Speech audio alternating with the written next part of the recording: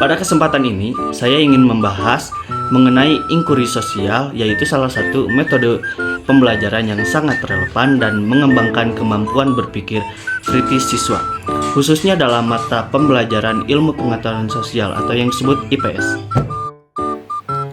Pada kesempatan ini, saya ingin membahas mengenai inkuri sosial, yaitu sebuah pendekatan pembelajaran yang bertujuan untuk mengenali dan memahami lebih dalam permasalahan sosial yang terjadi di lingkungan sekitar kita. Inkuri sosial sangat penting untuk mengasah kemampuan berpikir kritis, analitis, serta menumbuhkan kepedulian terhadap isu-isu kemasyarakatan. Melalui kegiatan ini, saya berharap dapat memberikan gambaran mengenai bagaimana proses inkuri sosial dapat diterapkan dalam mengaji sebuah fenomena sosial, serta bagaimana hasil dari kajian tersebut dapat menjadi bahan refleksi maupun solusi bermanfaat bagi masyarakat. Model pembelajaran di sekolah dasar. Model pembelajaran inkuri sosial adalah suatu pendekatan pembelajaran yang melibatkan siswa secara aktif dalam mengidentifikasi, menyelidiki, menganalisis, dan menarik kesimpulan terhadap isu-isu sosial. Model ini banyak digunakan dalam pendidikan IPS, PKN, sosiologi, atau mata pembelajaran lain yang berkaitan dengan masyarakat. Langkah-langkah model pembelajaran inkuri sosial. 1. Ada stimulasi masalah atau yang disebut problem orientation. Guru menyajikan isu sosial yang aktual atau kontroversial, dan tujuannya untuk membangkitkan rasa ingin tahu dan mendorong siswa bertanya. Kedua, mengumpulkan data. Siswa mencari informasi melalui observasi, wawancara, survei, dokumentasi, atau literatur. Bisa dilakukan secara individu atau kelompok. Dan ketiga, ada analisis data. Siswa menganalisis data yang telah dikumpulkan. Mereka mulai menghubungkan informasi dengan konsep sosial atau teori. Keempat, menyusun kesimpulan. Berdasarkan data yang dianalisis, siswa menyimpulkan penyebab dampak solusi dari masalah sosial. Dan terakhir, refleksi dan tindak lanjut. Siswa refleksikan pembelajaran, bisa juga dilanjutkan dengan aksi nyata seperti kampanye sosial, presentasi, atau pembuatan karya tulis.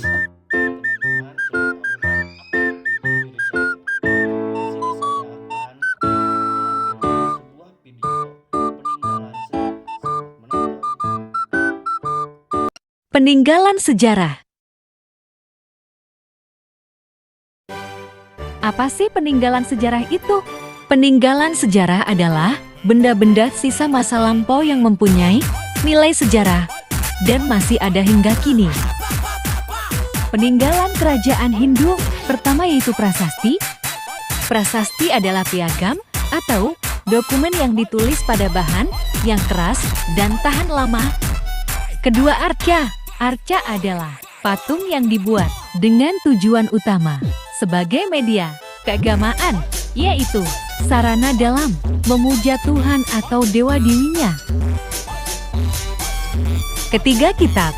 Ada yang tahu kitab itu apa? Ya udah nih, aku kasih tahu. Kitab suci adalah wahyu Tuhan yang dibukukan. 4, candi. Candi adalah sebuah bangunan keagamaan, tempat ibadah peninggalan purbakala yang berasal dari peradaban Hindu-Buddha. Peninggalan kerajaan Buddha. Pertama, prasasti.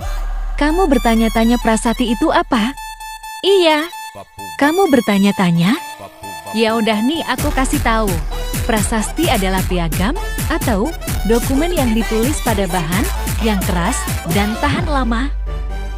Kedua, candi. Kamu bertanya-tanya lagi? Bingung? Oke, dengerin ya. Candi adalah sebuah bangunan keagamaan, tempat ibadah peninggalan purbakala yang berasal dari peradaban Hindu-Buddha. Peninggalan kerajaan Islam. Pertama, masjid. Kenapa? Mau bertanya-tanya? Gak usah bertanya-tanya, aku kasih tahu dulu nih. Dengerin ya. Masjid adalah tempat ibadah umat Islam atau Muslim. Kedua makam kok nggak bertanya-tanya? Udah tahu ya? Oke deh, tapi aku jelasin lagi ya, biar makin paham. Hahaha.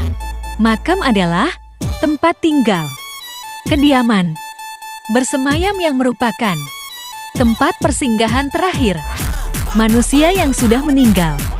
Dunia dan kuburan adalah tanah tempat menguburkan mayat. Terakhir kaligrafi. Capek janji ini yang terakhir. Aku yang ngejelasin capek guys. Oke, dengerin ya. Kaligrafi merupakan suatu seni artistik tulisan tangan atau kaligrafi serta meliputi hal penjilidan yang berkembang di negara-negara yang umumnya memiliki warisan budaya Islam. Nah teman-teman, tadi seru kan videonya. Kita juga tahu apa itu peninggalan sejarah, dan peninggalan sejarahnya apa aja. Seperti tadi kan ada bangunan seperti candi dan naskah-naskah. Ada juga barang-barang seperti senjata kuno-kuno untuk berperang dulu-dulunya ya. Dan mengapa sih kita harus belajar peninggalan sejarah?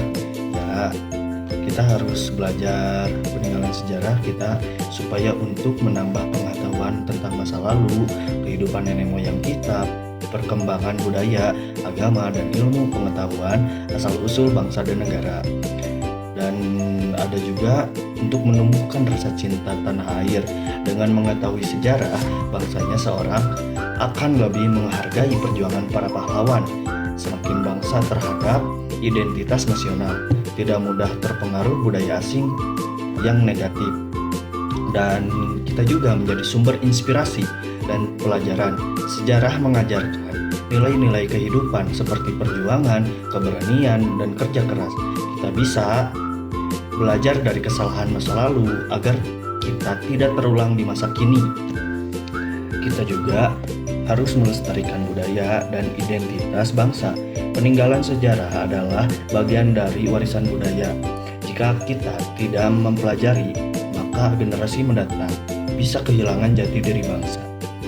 Sebagaimana sumber penelitian dan pendidikan digunakan oleh sejarawan, arkeolog, dan ilmuwan sosial, penting dalam pembelajaran sekolah, museum, media edukatif. Kita juga harus mendukung pariwisata dan ekonomi supaya banyak peninggalan sejarah dijadikan objek wisata budaya seperti Candi Borobudur dan Keraton Yogyakarta. Menariknya, wisatawan dan mendatangkan pendapatan bagi masyarakat sekitar. Demikian pembahasan saya tentang peninggalan sejarah, dan tadi juga pembahasan tentang inggris sosial. Semoga apa yang telah disampaikan bisa menambahkan wawasan dan memperkuat rasa cinta kita terhadap warisan budaya bangsa. Mari bersama-sama menjaga, melestarikan, dan menghargai peninggalan sejarah sebagian-sebagian dari identitas dan jati diri kita sebagai bangsa Indonesia. Dan moral dari saya ya, peninggalan sejarah bukan hanya benda mati, tapi saksi bisu dari perjuangan, kebudayaan, dan nilai-nilai luhur masa lalu. Jika kita melupakan sejarah, kita kehilangan arah. Maka dari itu, mari jaga dan pelajari peninggalan sejarah agar kita bisa melangkah ke masa depan dengan lebih bijaksana. Waalaikumsalam, saya Faisal Putra. Assalamualaikum warahmatullahi wabarakatuh. Jangan lupa subscribe, komen, dan like ya teman-teman. Semoga bermanfaat.